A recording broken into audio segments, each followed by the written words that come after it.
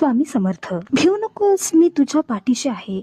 हे केवळ शब्द नाहीत, तर लाखो करोडो भक्तांसाठी जगण्याचा एक आधार आहे. पण जेव्हा एखादा शेतकरी गरिबीच्या विळख्यात आणि निसर्गाच्या कोपात पूर्णपणे अडकतो, तेव्हा त्याचा देव त्याच्यासाठी कसा धावून येतो, हेच सांगणारी आजची ही सुंदर अशी कथा आहे. विदर्भातील एका छोट्याशा खेड्यात राहणारे भगवान हे एक अत्यंत साधे शेतकरी होते. त्यांच्या घरात त्यांची पत्नी, 3 तरुण मुली आणि एक लहान मुलगा असे राहत होते. ते हताशी फक्त 2 एकर कोरडवाहू जमीन. 5-6 वर्षापासून पाऊस नीट पडला नव्हता. विहीर पूर्ण सुकलेली. सावकाराचं कर्ज डोक्यावर डोंगरा एवढं झालेलं. भगवान देवाकडे म्हणायचा, देवा, कितीही परीक्षा, घरात 3 मुली लग्नाच्या आहेत, मुलगा शाळेला जातो, घरात अन्न पाणी नाही, शेतात फक्त धूळच उडते आहे, मी काय करू देवा. भगवान घरी जातो. घरी गेल्यानंतर त्याची बायको राधा त्याला हे म्हणते, अहो, असं किती वेळ बसून राहणार आहात, घरात पीठ नाही आहे, मुलांना भूक लागली आहे, काय करू मी आता. त्यावर भगवान राधाला म्हणतो, राधे, मी आज पुन्हा सावकाराकडे गेलो होतो, पण त्यानं धान्य देण्यासाठी नकार दिला. त्यानं असं सांगितलं आहे, आधीचं कर्ज फेड आणि मग पुन्हा धान्य घेऊन जा. ही व्यथा फक्त भगवानचीच नव्हती, तर दुष्काळग्रस्त प्रत्येक शेतकऱ्याची होती. पण भगवानच्या मनात एक आशा होती, म्हणजे त्याच्या कुलदेवतावर म्हणजेच स्वामी समर्थांवर असलेला त्याचा विश्वास. भगवानच्या घरची आणि गावची परिस्थिती इतकी बिघडली की त्यानं शेवटी एक निर्णय घेतला. आता आपण श्री स्वामी समर्थांच्या भेटीला म्हणजेच अक्कलकोटला जाण्याचा निर्णय त्यानं घेतला. शेवटचे उरलेले काही पैसे घेऊन तो अक्कलकोटच्या दिशेने निघून गेला. भगवान स्वामींच्या मंदिरामध्ये येतात. मंदिरामध्ये आल्यानंतर ते स्वामींचे दर्शन घेतात आणि तिथेच रडायला लागतात. स्वामी, मी पूर्णपणे हारलो आहे, मला मार्ग दाखवा. माझ्या 3 मुलींचं लग्न होणं बाकी आहे अजून. माझ्या मुलाच्या भविष्याचं काय. माझ्या शेतात साधं रानही उगवत नाही स्वामी. आता तुम्हीच माझे वाली आहात. त्या रात्री भगवान हे मंदिराच्या ओसरीजवळच झोपतात. त्यांच्या स्वप्नात एक अत्यंत तेजस्वी मूर्ती त्यांना दिसते. ती तेजपुंज मूर्ती साक्षात स्वामींचीच होती. स्वामी भगवान यांना म्हणतात, अरे वेड्या, घाबरतोस कशाला, तुझी जमीन सोन्याची आहे, जा पुन्हा नांगर भर, तुझी जमीन तुला फळ नक्की देईल.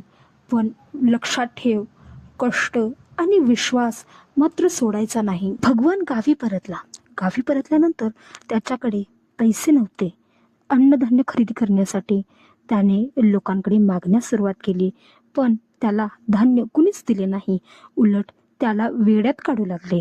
शेतात पाणी नाही, जमीन पूर्ण कोरडी झालेली, आणि हा नांगरतोय काय, म्हणून त्याच्यावर सगळे हसू लागले. शेजारचा शेतकरी सुद्धा त्याला वेड्यात काढू लागला. अरे भगवान, ढग तरी कुठे दिसत आहेत, तू शेत नांगरणी करतो आहेस ते. पण भगवान कुणाचं काहीच ऐकत नव्हता.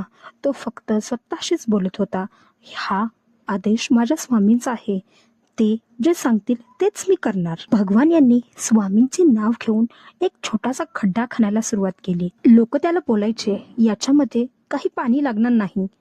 पण 4 ते 5 फूट गेल्यानंतर त्या खड्ड्यातून पाणी यायला चालू झालं. त्या ठिकाणी एक जिवंत झरा भगवान यांना सापडला. भगवान यांच्या डोळ्यातून आनंदाचे अश्रू मात्र वाहतच होते. त्या वर्षी इतका पाऊस पडला, फक्त भगवानचंच नाही तर पूर्ण शिवाराचं नशीब त्या पावसाने पालटलं. खूप पाऊस पडला, त्याच्यामुळे गेल्या 10 वर्षात जे पीक भगवानच्या शेतामध्ये आलं नव्हतं, ते या एका पावसानेच त्याला दिलं होतं. भगवान यांची जिद्द, त्याचबरोबर श्री स्वामी समर्थ महाराजांचा वरदहस्त त्यांच्यावर होता, त्याच्यामुळेच हे सर्व काही शक्य झालं होतं. गेल्या 5-6 वर्षात जो चमत्कार झाला नव्हता, तो चमत्कार आता सर्व लोक बघत होते. भगवान यांच्या शेतामध्ये जे पीक आलं होतं, ते पीक 10 एकराच्या शेतात सुद्धा आलं नव्हतं. भगवान यांची पूर्ण शेती केवळ 2 एकरच होती, पण त्याच्यामध्ये आलेले जे पीक होतं ते 10 एकर शेतीपेक्षा सुद्धा जास्त होतं. भगवान यांनी घेतलेले कष्ट,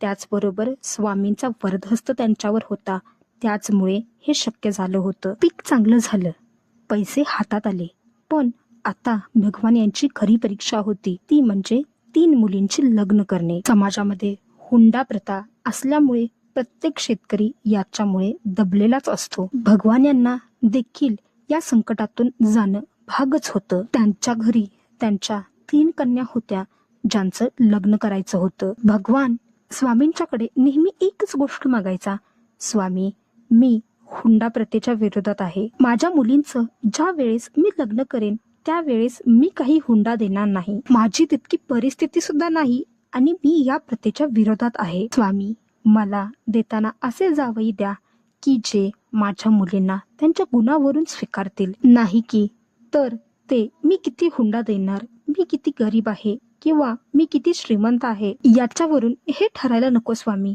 माझी तुमच्या चरणी फक्त एवढीच विनंती आहे. चमत्कार म्हणतात की तोच म्हणजेच भगवान यांची पुन्हा स्वामी यांनी ही सुद्धा मागणी मान्य केली. भगवान यांनी घेतलेलं कष्ट, त्याचबरोबर कष्टाने त्यांनी त्यांच्या मुलांना शिकवून मोठं केलेलं, त्याचबरोबर त्यांचा प्रामाणिकपणा आणि स्वामींवर असलेली भक्ती याच्यामुळे त्यांची ही कीर्ती चहूबाजूला आजूबाजूच्या गावांमध्ये पसरलीच होती. भगवान यांच्या मुलींकरता मोठ्या घरातून, अगदी सुशिक्षित सुसंस्कृत घराण्यातून 3 स्थळं सांगून आली होती, ज्यांना अजिबात कोणत्याही प्रकारचा हुंडा नको होता.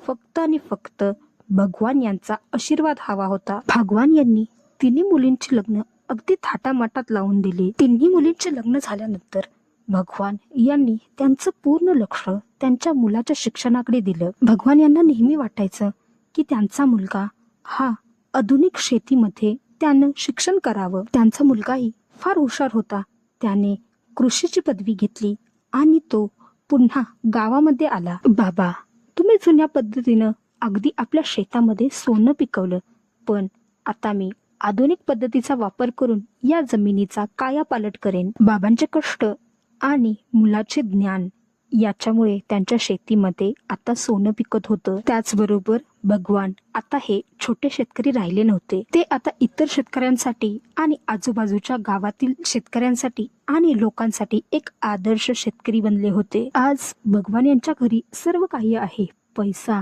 सुख, समृद्धी आणि एक मोठं कुटुंब. पण भगवान मात्र एक गोष्ट कधीच विसरले नाही, ते म्हणजे हे सर्व कुणामुळे शक्य झालं आहे ते. भगवान हे पुन्हा अक्कलकोटला जातात, यावेळेस रडण्यासाठी नाही तर कृतज्ञतेचे अश्रू ढाळण्यासाठी. भगवान हे स्वामींच्या समोर जाऊन उभे राहतात आणि स्वामींचे अगदी मनापासून आभार मानतात. ते म्हणतात, स्वामी, तुमच्या एका शब्दामुळे आज मी इथे उभा आहे. भिवू नकोस, मी तुझ्या पाठीशी आहे. हे शब्द ज्या वेळेस मी ऐकले होते त्या वेळेपासून ते आजपर्यंतची वेळ आहे, मी कधी घाबरलो नाही. तुम्ही माझी प्रत्येक प्रार्थना ऐकली, त्याप्रमाणे आज आणखीन एक प्रार्थना ऐका, ती म्हणजे तुम्ही प्रत्येक शेतकऱ्याच्या पाठीशी असेच उभे राहा, जेणेकरून त्याला दुष्काळातून बाहेर पडण्यासाठी मदत होईल. दुष्काळाचे संकट संपवा असं मी काही म्हणू शकत नाही, कारण पृथ्वीची जी अवस्था झाली आहे ती सर्व काही आमच्यामुळेच झाली आहे. आम्हाला स्वामी माफ करा. तुमचा वरद हस्त नेहमी माझ्या पाठीशी आणि सर्व शेतकऱ्यांच्या पाठीशी राहू दे. भाविक भक्त हो, ही कथा केवळ शेतकऱ्याची नाही तर ती कष्टाची आणि श्रद्धेची आहे. संकट कितीही मोठं असू दे, आपल्या मनातील श्रद्धा जर अढळ असेल तर देव मार्ग नक्की दाखवतात. आजची कथा कशी वाटली हे सांगायला अजिबात विसरू नका. माझ्या चॅनलला लाईक करा, सबस्क्राईब करा, ही कथा जास्तीत जास्त शेअर करा. त्याचबरोबर कमेंट बॉक्समध्ये श्री स्वामी समर्थ महाराजांच्या नावाचा जयघोष करण्यास अजिबात विसरू नका. धन्यवाद.